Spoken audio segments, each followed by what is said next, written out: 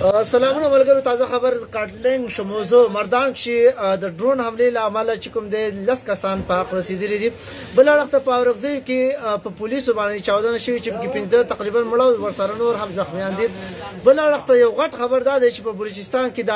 اختر منګل چې کومه قافله روانه ده د مارنګ بلوچ د لپاره د هغې لپاره پالت وهي په هغې کې د خودکش حملې کس رانوتی چې پکې خودکش حمله یې هم کړې ده. خو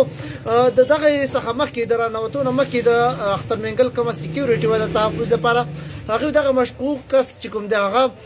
نیولی و تر څو چې د دغه ګبراهټ له وجې چې کوم دی هغه خپل ځان والوځولو. دا خبرونه چې کوم نن د وس هم په دې موقع باندې په دغه مردان کې چې کومه واقع وشو دغه څوک دي دغه هغه خلکو چې کوم بزې ګړي یا داسې کوم نورو دغه غواو یا داسې میخې ساتلې هغه خلکو باندې دغه برید شوی دی دغه چاودنې شوي دي چې پکې دغه کسان چې کوم دی هغه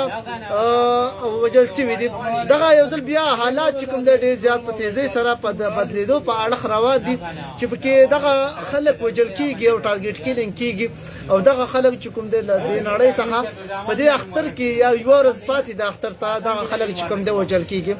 ډېره د افسوس خبره ده او ډېر زیات افسوس پکار هم ده چې خلک کوم اړخ ته روان ده مونږ کوم اړخ ته روان یو نو باید چې مونږ تاسو په شریکه سره د دې لپاره چې کوم ده غږ پورته مننه.